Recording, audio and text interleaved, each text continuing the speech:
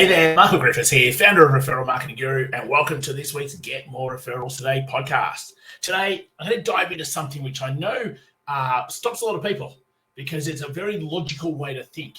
And in essence, it's our little survival brain going, well, why would they help me? What can I do to help them? If I'm not helping them, well, they're not going to do anything for me, are they? And on face value, it makes perfect sense because it is a very logical way to think about it. But the problem is we're not logical. When we make decisions, we don't make them logically. We might be able to justify it logically, but every decision we make, all of our human behavior is controlled over that limbic part of the brain. It's why we talk about the limbic system so much. And everything that we're about is about how do you limbic the crap out of your business from top to bottom. Because when you can strategically influence other people, it comes because of the feelings that you evoke in them, not because of the logic. So here's the question. I hear it all the time. Why would my referral partners help me when I can't give them referrals and there's nothing I can really do to help them? And it's a great question. I'm going to take you on a little bit of a tangent here to be able to answer it. So stay with me. So here's the first thing I want you to be able to do. And most people listening to this, I feel fairly safe, have had some sort of romantic partner in their life. Whether you're married, whether you've got a boyfriend, girlfriend, whatever it is, a significant other, you've had some sort of romantic partner in your life. So I want you to go back to that person and think, why was it that I was interested in that person? What was it? Was it because they had things to offer me?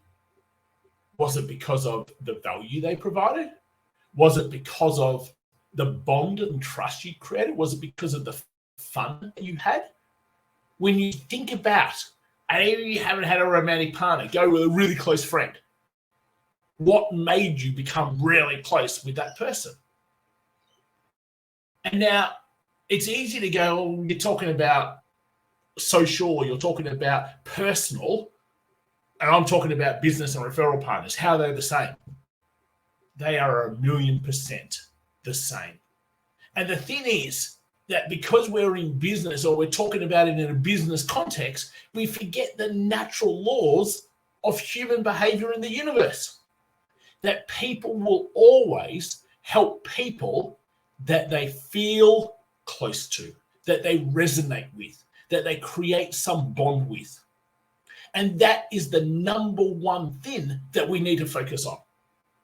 As soon as we start focusing on, I've got nothing to give them, or I don't have referrals for them, or I can't see how I can help them, so why would they help me? We're putting ourselves as the focus rather than putting them as the focus. We've got no idea what would make the other person happy unless we ask them. And most of the time, because we have this core need for connection, creating an unbelievable bonding connection is just as important as anything else that you might do. I'm going to give you some examples shortly of how I think about this, and when I come across people where really I'm just not in the same league, or they're much further down the track, or they've got a much bigger business, and how I go about making sure that in essence I am relevant in their life. There's a word that I've used a number of times over the last few months, if you've been listening to the weekly podcasts, and it's shared moments. See, the more shared moments that we create with other people, and in this instance, we're talking about referral partners, but it's exactly the same with prospects. It's exactly the same with clients. It's exactly the same with people in your networks. The more shared moments that we can create, the deeper the bond and trust we create. When you think about this, I want to make this really clear. I don't pass you a referral because I'm going, great, sit there, twiddle my thumbs. I can't wait for them to pass me a referral back. It's not why I pass a referral. If it happens, and quite often it does, I get into that on a completely different episode, then perfect. But I pass you a referral because firstly, I'm thinking of you. Secondly, I value what you do. Thirdly, we have this bond and trust that I know you will look after the person that I'm passing. And fourthly, but probably the number one reason, it's for me to look good in front of the other person I'm passing over to you. It's to be able to help them. It's actually not even to help you. It's a byproduct. Help.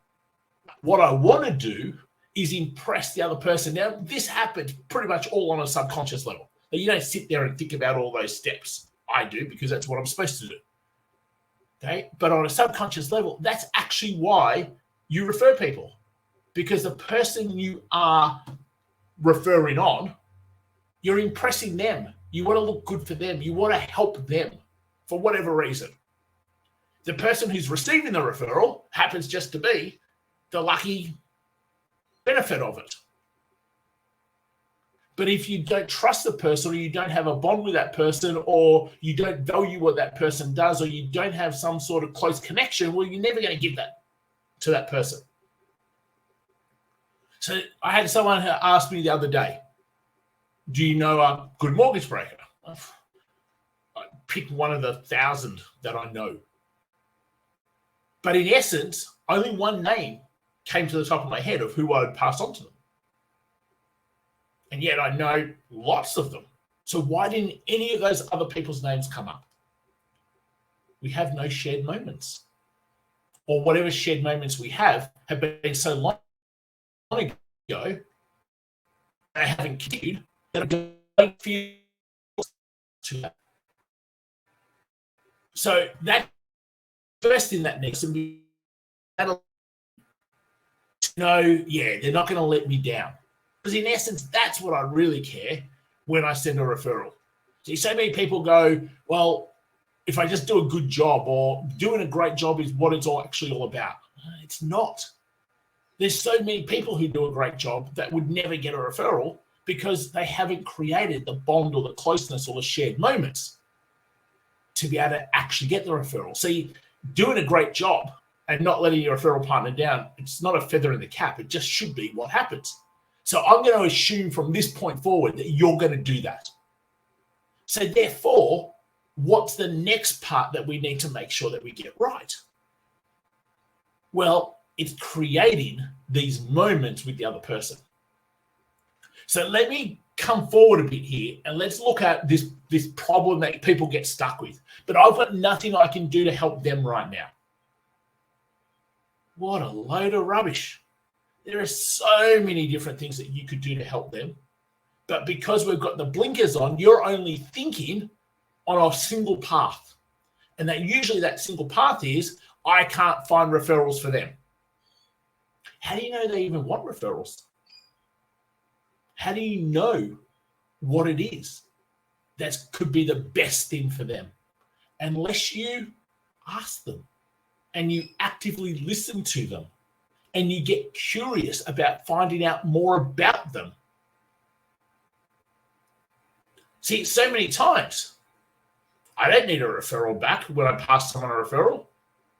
I'm doing it because that's what I naturally do. And I know eventually it'll come back. And whether it's from that person or somebody else, it's like, it doesn't matter.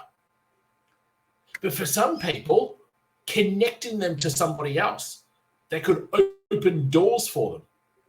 For some people, introducing them to a key person. For some people, just being by their side and on their team. There are so many different ways that you can add value to someone else, which has got nothing to do with being able to pass them referrals. And that has to be your way of thinking. Like, our survival brain is there to keep us safe. So it's trying to work everything out before you even have conversations with people. And that's what shoots you in the foot.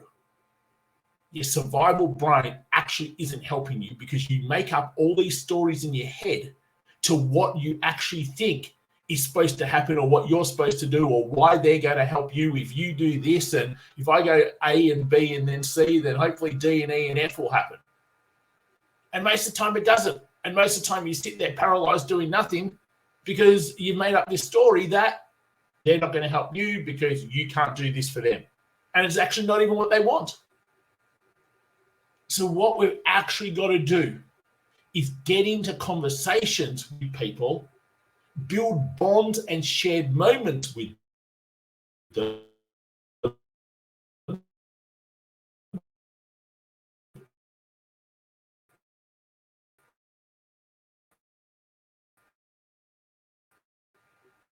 and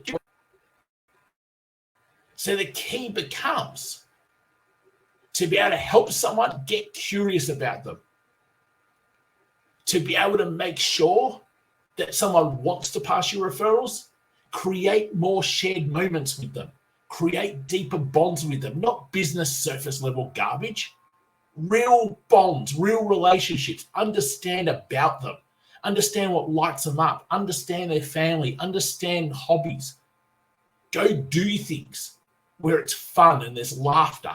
Because when you create those sorts of moments, you're creating oxytocin. Oxytocin is a brain chemical which in essence makes you like another person. So if you've got a significant other right now, it's because you've created oxytocin with each other. That's it. Well, that's what you've got to do with your referral partners too. Create oxytocin with them. And the best way to create oxytocin is to go and do fun things, creating shared moments. And when you do that, that's when people will help you, and they won't even know why they're helping you, but they will be compelled to help you. And then you get curious. And when you get curious and you ask questions and you find things out and you just are on the lookout to how you might be able to do something to be able to help that person, you just think of them out of the blue. See, building relationships, whether it's a referral partner, whether it's for a friend, whether it's for a significant other, is exactly the same. Because in essence, we're all dealing with humans. So one of the best things you can do right now is just remove the word business and treat it like any other relationship. And what would you do to be able to propel that relationship forward and become great friends? That's what your referral partner should be, great friends. And if you can't see them as that, don't make them a referral partner. They shouldn't be, because it'll fizzle out and die because it's all transactional.